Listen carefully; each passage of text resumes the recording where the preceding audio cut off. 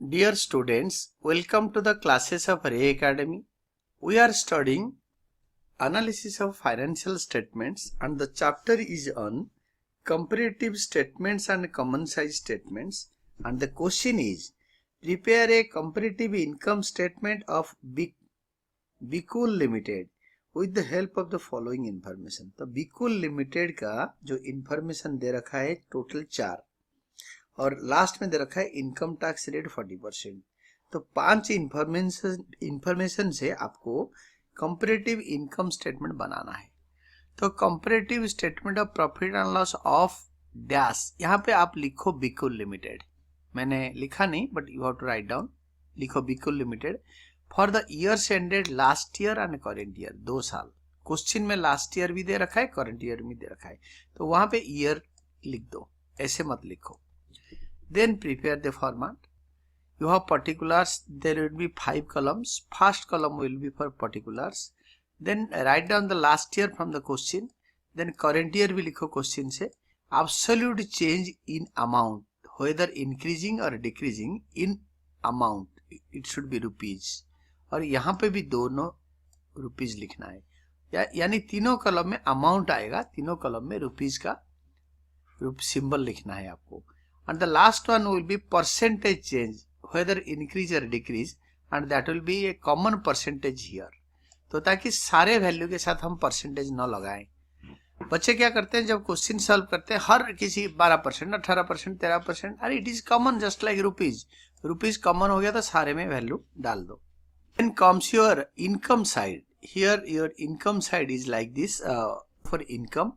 ये income side में आपके इकलौते इनकम इसके अंदर दे रखा है, that is revenue from operations. From operations I mean sales तो है नहीं, but revenue from operation is sales. That is last year it was rupees 10 lakh, current year it is rupees 15 lakh, 16 lakh. Then current year's value minus last year's value is equal to increase 6 lakh. तो absolute change amount 6 lakh बढ़ गया। तो अभी इसको हम percentage में कैसे बदलाएंगे? How to calculate percentage? Absolute change यानी rupees 6 lakh divided by last year's value that is rupees 10 lakh multiplied by 100 will be your percentage, that is 60%. Then you have only one revenue from operation, one income only. The next one will be your expenditure. तो then the expenses will be like this. Expenses में आपके question में there are 3 expenses. Cost of material consumed. Cost of material consumed में आपके वही opening stock, add purchases, less closing stock. This is for last year rupees 5 lakh and current year this is rupees 10 lakh. And difference निकालने के लिए current year rupees 10 lakh minus last year's rupees 5 lakh, it will be rupees 5 lakh increase. अगर हम percentage change निकालेंगे तो that is absolute change in amount rupees 5 lakh divided by last year's figure rupees 5 lakh multiplied by 100 to find out percentage. It is 100% increase, plus में आ रहा है। तो ये cost of material consumed contains many things, that is opening stock, add purchases and all direct expenses of the trading account as you have studied in standard 11th में आपने पढ़ा है। ट्रेडिंग अकाउंट में जितने आइटम होता है ये cost of material consumed में ऐड होता है, जैसे वेजेस, आपके carriage inward that is freight inward, octroi duty, power, coal, ये सारे होता है, फ्यूएल, वाटर और minus closing stock that constitutes material consumed. तो ये आ गया। इसके बाद कॉस्ट ऑफ मटेरियल कंज्यूम के बाद employ benefit expenses, you can say wages and any expenditure the company is incurring for the betterment of the employees, employ benefit expenses. Here the last year amount was 80,000 whereas current year's amount is 40,000 and current year जो absolute change निकालने के लिए current year's value minus last year's value, that is rupees 40,000 minus rupees 80,000, it is minus rupees 40,000, it is decreasing. अगर ये amount आ गया, amount decrease 40,000 आया, अगर absolute change percentage चाहिए that is absolute change in amount rupees 40,000 minus divided by first year का जो amount है that is last year का amount that is rupees 80,000, 40,000 by 80,000 multiplied by 100 to find out the percentage that is minus 50%. अगर absolute change minus में आया तो percentage change भी minus में आएगा. Then the last expenditure other indirect expenses. other indirect expenses आपका हो गया. इस other indirect expenses last year का था रुपीज 60,000, करेंट ईयर का rupees 80,000.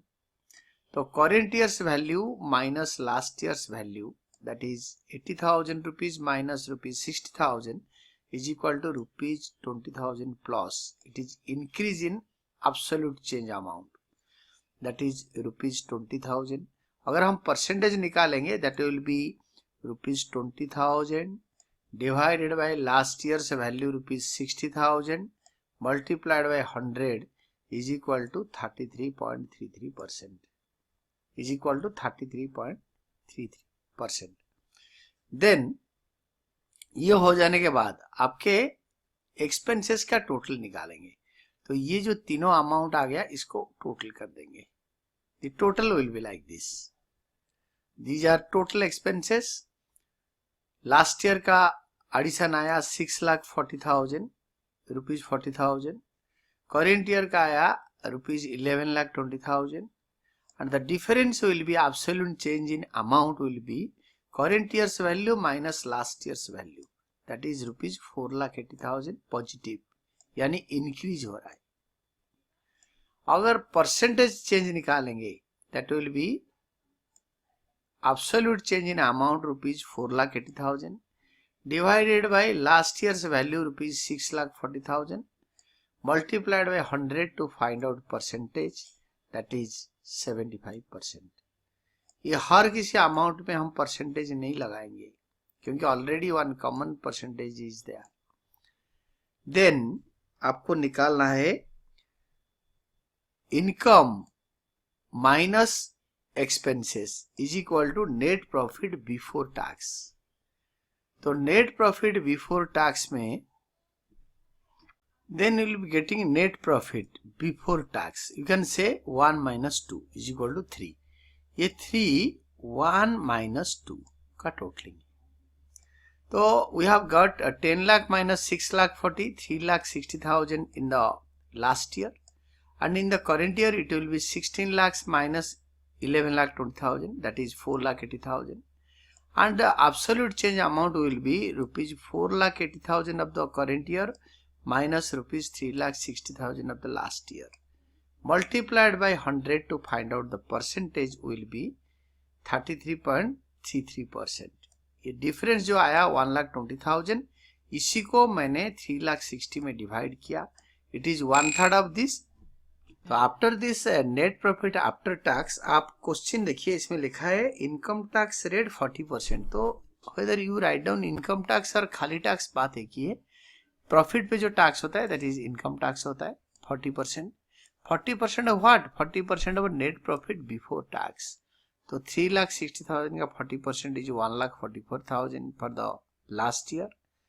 For current year it is 40% of 4,80,000. It is rupees 1,92,000, and the difference is 1,92,000 minus rupees 1,44,000. It is rupees 48,000 in plus. In that means increase, absolute change, increase in amount. Then percentage change कैसे निकलेगा? Absolute change amount rupees 48,000 divided by first year's value which is rupees 1,44,000 divided by into 100 to find out percentage is 33.33%.